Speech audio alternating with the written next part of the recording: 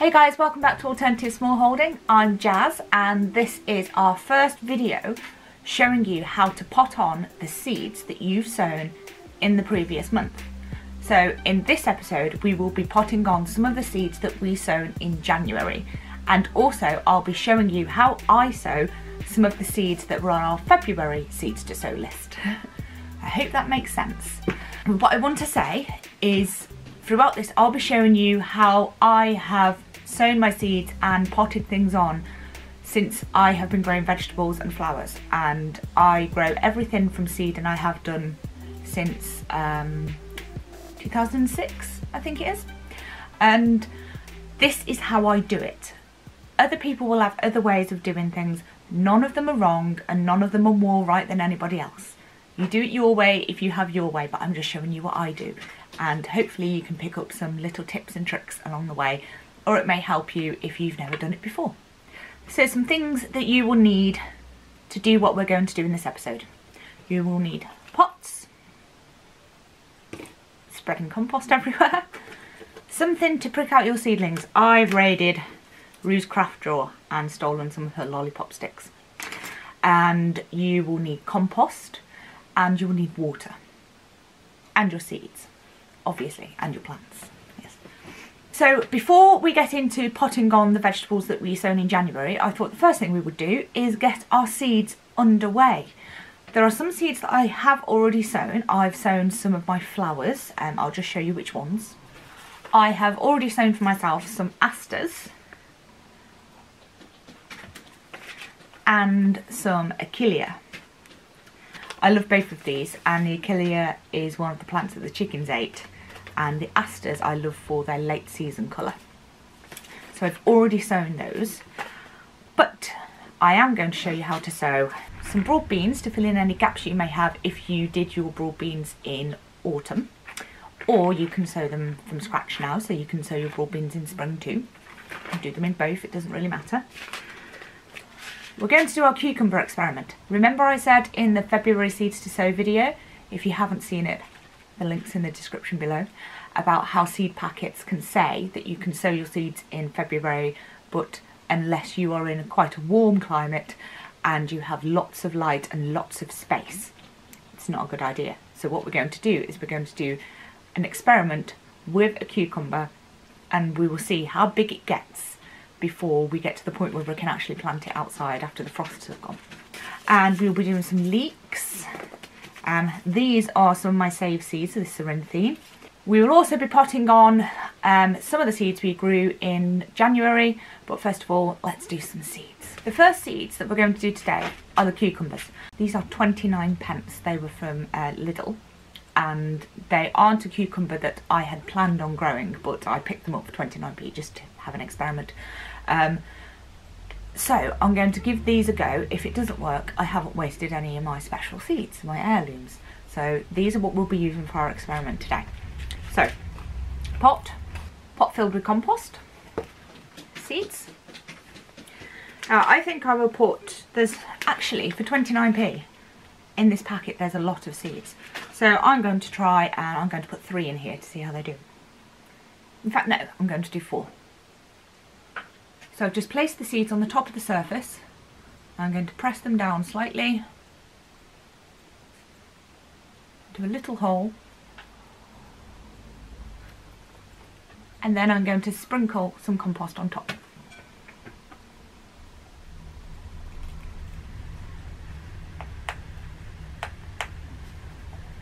And that's our cucumber experiment. Now this one needs watering.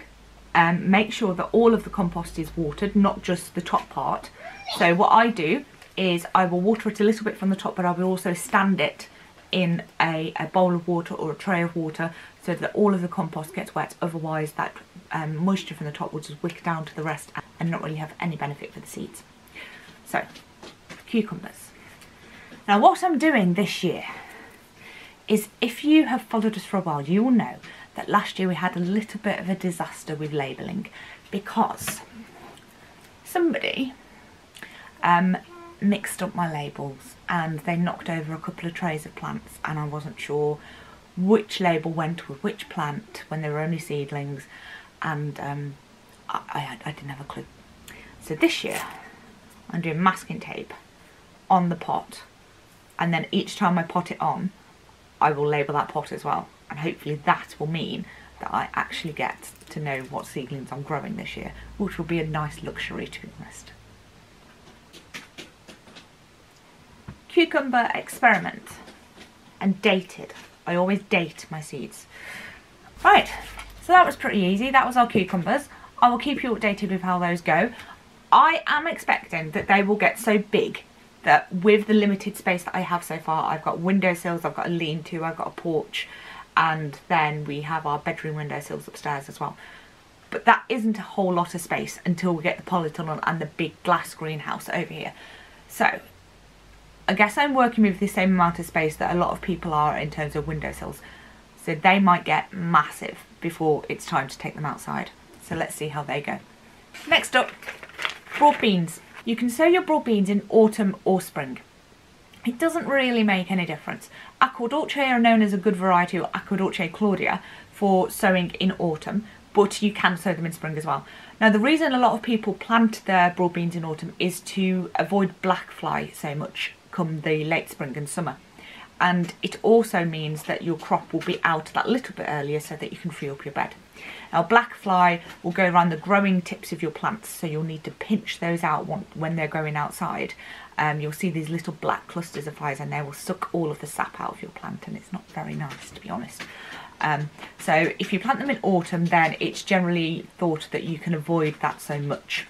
I'm going to sow my broad beans now to fill in the gaps for on our plot where we direct sowed the broad beans, and we've got some spaces, so I just want to fill them in, but I'll show you how to do it too. I either sow my broad beans in a modular tray or in individual little pots, and today we're going to do it in these. So these are 3-inch pots, I believe, and we're just going to do 1 seed per pot. So you've got your pot and you've got your seeds. Now you want to get your seed, and if you look at the top you may see there is a little slit at the top. So that's the top of the plant where the shoot is going to come out. So what I do is I literally just push that down so it's about its own depth again into the soil. Cover it back up, water it, leave it. You don't need to put them in a heated propagator, you don't need to put them anywhere particularly warm. They just need to be moist and frost free for a little while, and then you can just leave them. I leave them in my lean-to, which has got no heating. It's actually quite drafty, but they seem to do fine in there. So I'm going to do a few more of these. Pot, bean, the slit at the top, push it in, cover up, water them, done. Now I do have to say something here. When Rue's planting beans, she doesn't care if this bean has the slit at the top. She don't care if it's sideways, on its side, upside down, whatever. She just puts the bean in. And, like I am now, just push it in. And she's never had any failures. The truth is, these beans want to grow. They will grow whatever you do. So if you do put it in upside down, back to front, whatever, don't worry about it. They'll still grow. So there's some of the broad beans that I've done. I'm going to water those in and pop them in my lean-to where it's nice and cool, but it is protected in there, so it's not going to get like pounded by all this horrible rain that we're having. Mucky hands. I'm happiest when my hands are mucky. Right, these next one are Cerinthy. They are absolutely beautiful flowers, and I save my seeds every year. What I love about these seeds is they're really chunky. So these are great for kids to sow because they can get their they can push it down into the soil easily. So I'm going to have my pot again, and in one of these 3-inch pots I'm going to put 2 seeds. I find the germination rate from these self-seeded Ceranthines, they do really, really well. They are a plant that they want to grow. Like all plants really, but these are especially good. So what I'm doing, pot, 2 seeds and just pushing them down and then covering it back up. Simple. There is no myth and magic behind seed sowing. You can make it as complicated or as easy as you like, but I'm trying to show you that it really doesn't need to be complicated. There are some seeds that need very specific conditions and can be quite difficult, but for most of them, the best thing you can do is just do it. Just start from seed. Seeds are not intimidating. If you tend to buy your plants, I challenge you this year to pick 1 vegetable at least and 1 flower at least to start from seed, and you will be amazed at how easy it is. When you're putting your compost in your pots, you can either sieve it in, which I've never bothered to do, or just give it a little rub to make sure there's no chunks in there so that the roots of those plants can get down, because those roots are tiny and fragile and they need a nice fine mixture to get into. In terms of what compost I'm using, I'm just using a general multi-purpose compost. It's nothing special, something you can get from anywhere. Now we're going to do some leeks. This year's goal is to have leeks without the allium moth in them. So, leek, this variety is Musselburgh. The seeds are very small and they look like every type of onion seed. So your onion seed, your shallots, your spring onions, leeks, they all have the same look to the seed. They are tiny and black. Tiny, tiny. I'm just going to sprinkle them over the surface of this pot. I'm not worried about them being too dense because these will all be grown together. And then when they reach a certain size, I will take them out, rinse the roots and pop them on, but I'll show you that another time. So they are in there. So I'm going to put a light covering of compost over the top of those, like so. And that's the leeks done. I'm actually going to do a couple of pots of leeks. I always sow my leeks in February. I'm going to do a couple of pots of them so that I've got enough to give to my mom as well.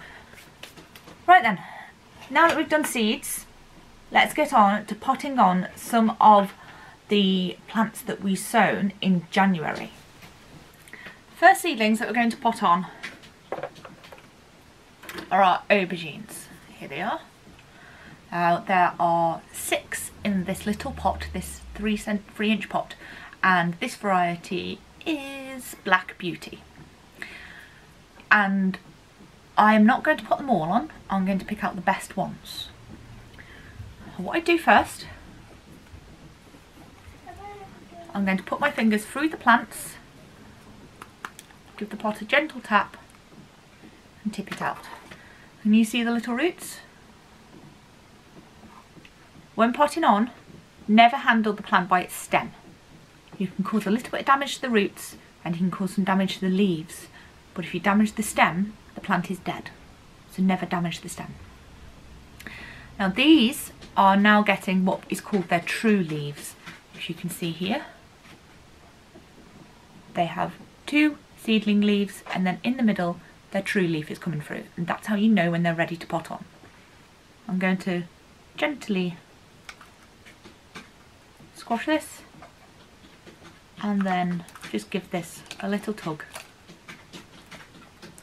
and pull it out. And we've got 2 that are quite attached together. There you go. By choosing the healthiest, strongest seedlings, you'll get the healthiest, strongest plants. And one thing I struggle with, and I know a lot of people do, is that they just want to plant them all on because it feels horrible to throw these little seedlings away. But unless you want to give some of those plants away in the future and you've got the space to grow them on, be strict with yourself. It really is worth it. Grow bigger, stronger plants and just what you need, because otherwise you may find that you run out of space. So I am part filling one of these pots with compost. Again, just a general multi-purpose. And then I'm going to make a hole down the middle.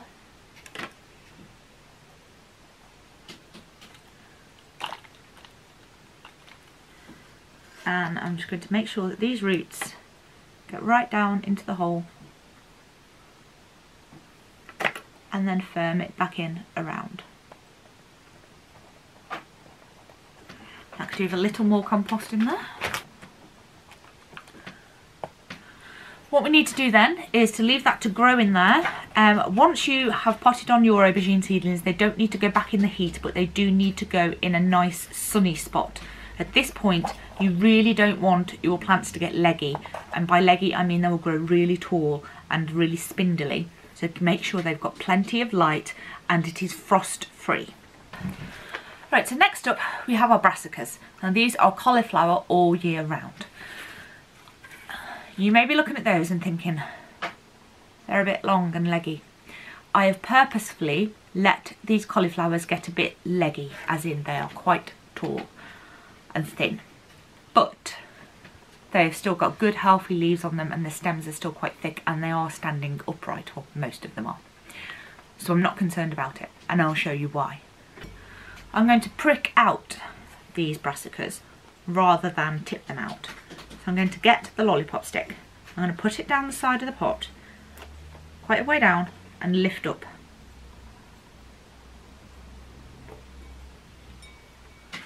And then I crumble compost until I get individual plants. And that is quite a long plant. But the wonderful, wonderful thing about brassicas is you can plant them all the way up to these leaves. If they're really leggy, that means that it doesn't matter.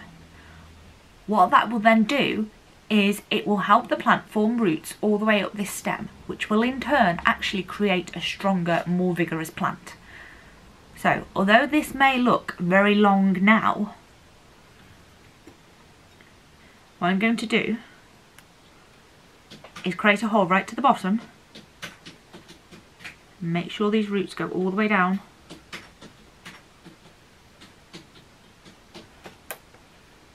firm it back in. And now we've got a baby brassica. So again, get your seedling, make a hole right to the bottom of your pot. In fact, I made that one a bit bigger. Push the roots and the stem all the way to the bottom.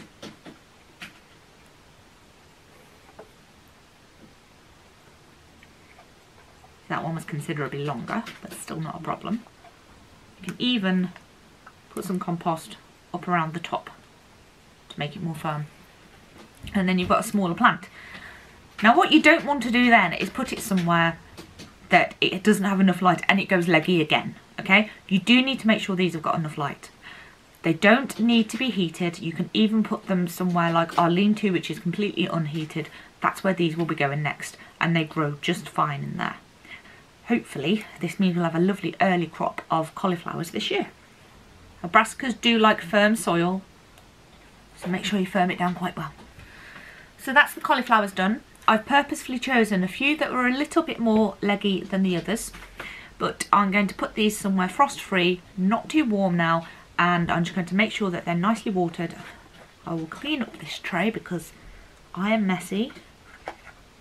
I'm not a perfect gardener, I'm a messy gardener. I am going to be honest. I'll clean it all up and then I'll put them somewhere nice and cool, keep them moist and make sure that they're not reaching for the light too much. Onions. We've never grown onions from seed before. I have to be honest. These are the onion seeds that Rue planted in her Grow with Rue episode. Again, link will be below if you want to watch that. And this is all new to me, but I have been reading and I am going to do these in exactly the same way as I did the brassicas.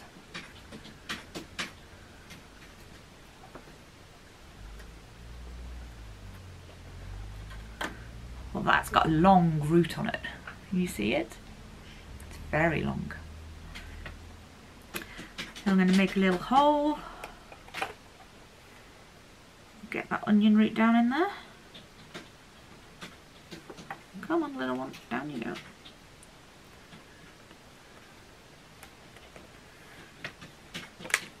Doesn't look like much, does it? soon these will be lovely big edible onions, I am sure. I'm putting the lollipop stick down below, lifting them up. In fact, I'm going to put these on my plate and separate them out. That's got the dirt off them, and then I can prise them out. On the end of your onion you may see that the seed is still attached. There's a little black dot. Now some people apparently pinch or snip that off, and that will apparently help the plant stand up because it's not got the weight of the seed on the end.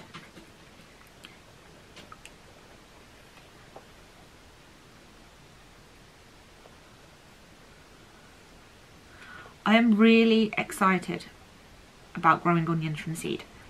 Never done it, like I say, and these are special because Rue sown them, and we haven't got space to do a lot, but it'll be nice to just have a few and then be able to compare them to the onions that we're growing from sets.